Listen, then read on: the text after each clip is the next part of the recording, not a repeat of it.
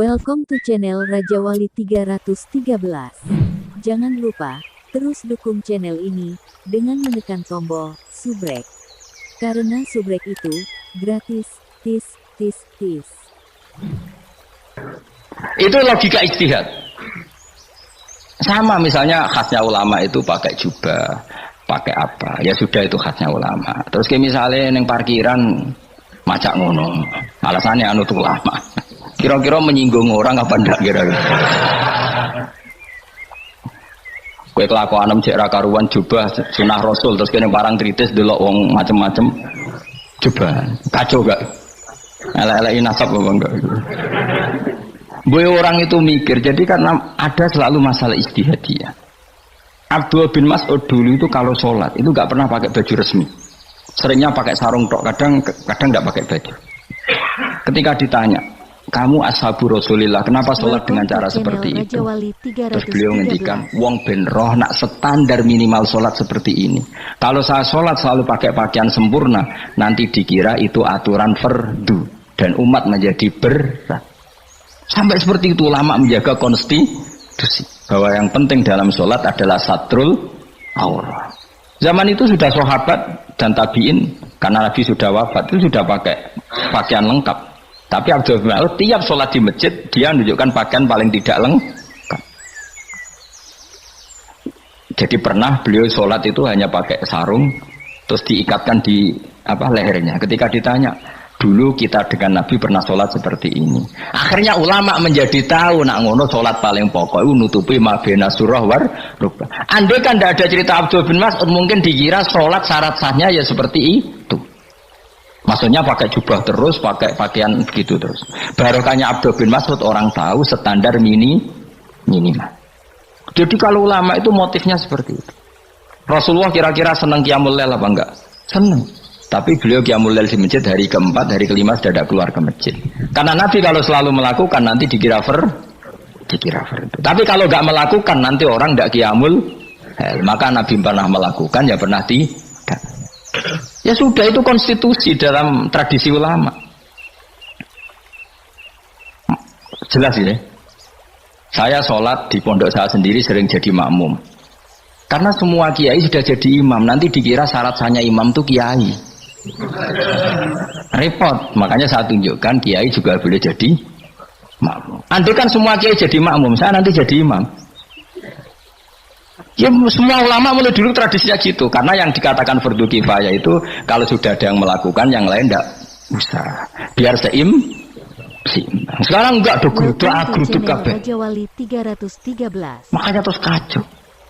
Coba sekarang misalnya gini, andai kan semua orang melakukan kebenaran kesunatan, yaitu misalnya semuanya ambisi iktikaf di masjid, terus tidak ada orang melakukan kebenaran ngrumat yatim, ngrumat jenazah, ngrumat jalan-jalan raya, kan kacau. Mergo semuanya satu variasi kebenaran iktikaf ning masjid.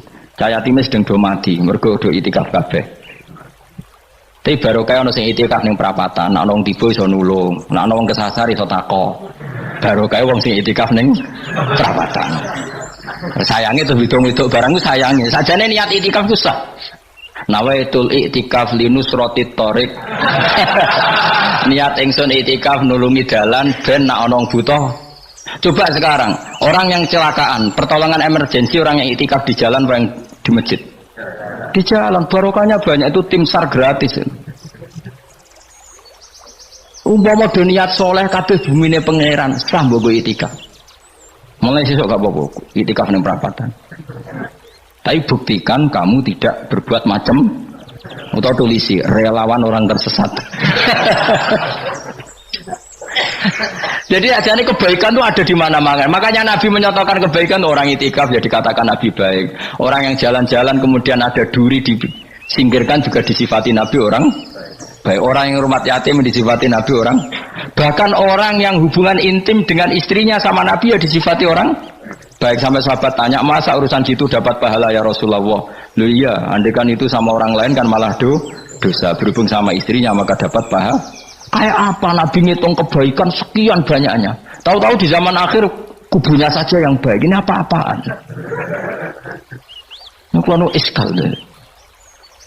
Yo marah ini yo tobat yo. kebaikan adalah sesuatu yang dikatakan Allah baik di kubu kita maupun di kubu sebelah. Mau kubu sebelah ya apa saja, baik di partai kita maupun di partai sebelah, maupun di ormas kita maupun ormas sebelah. Karena semua kebaikan otoritasnya di Allah Subhanahu. Ada nabi yang senangan ngurus wong fasik, Nabi Isa. Karena berpikiran nabi itu tabib, ya tabib itu yudawil untuk mengobati yang sah. Ada nabi kayak Nabi Yahya. Karena kalau orang kayak kamu tak suruh ngobati orang fasik, kira-kira katut tak sing fasik tobat. Cara rohin tak cul ngobati wong wayu, kira-kira sing katut sapa? Sing ayu dadi ngaji apa sing ngaji dadi ya ukur dhewe, nek ora kuat niru Nabi Yahya, nek kuat niru Nabi bisa, tapi kowe ora nabi masalah. Ya sudah, yang penting roh ilmunya, bahwa dulu itu biasa. Paham ya? Makanya Sayyidina Abu Bakar jadi wali karena akhlaknya baik. Tapi akhlak baik itu tidak cukup untuk melindungi Rasulullah, karena ketika Nabi diteror, Abu Bakar tidak bisa berbuat banyak. Sehingga ketika Abu Bakar sudah Islam, Nabi itu masih sembunyi. Sampai ketika lihat Umar gelut di pasar Uqad, dia petarung yang menangan, Nabi berdoa, Allahumma aizal Islam bi Umar, semoga orang seperti ini itu masuk Islam. Karena ini rapati butuh sopan, ini butuh petarung. Tenan, Umar masuk Islam. Masuk Islam hari pertama sudah Abu Jahal ditotok rumahnya, kamu lo gawu Rasulullah Muhammad tak bunuh kamu. Semua orang diparani. Akhirnya bersamaan dengan itu ada kitab fasda bima tu'mar. Akhirnya Nabi berani dakwah secara ala niatan, barokahnya mantan preman. Jadi kebutuhan Islam banyak, butuh orang sopan, butuh petarung, butuh macam-macam. Butuh wong lomo, butuh wong fikih sabar itu sakit, rasa ditambahi ini. Karena jumlahnya sudah overload yang fikir itu. Itu rasa di produk sudah masif lah, sudah. Jadi orang kalau gede fikir, maksudnya jumlahnya sudah banyak. Jadi itu kayak apa kearifan Rasulullah? Makanya Abu Bakar pertama jadi khalifah. Ketika beliau mau wafat, itu nunjuk Umar jadi khalifah coba. Padahal beliau wataknya lemah lembut, tapi menunjuk orang yang sangat kasar, yaitu Sayyidina. Karena beliau insaf, tidak semua kebaikan terwakili oleh orang berakhlak. Kadang kebaikan terwakili orang yang tegas, kayak Sayyidina. Kayak apa insafnya para sahabat? Iya toh, kalau di internal akhlak itu baik, tapi kalau di eksternal ngadepi orang nakal, yang baik itu orang tegas. Coba misalnya ada preman di perapatan, mau ganggu kiai, ikut di santri sopan mau dilu, pusing kan? Tidak di semua santri kayak roken mantan preman, ayo gelut, oh mati orang tinggal popo.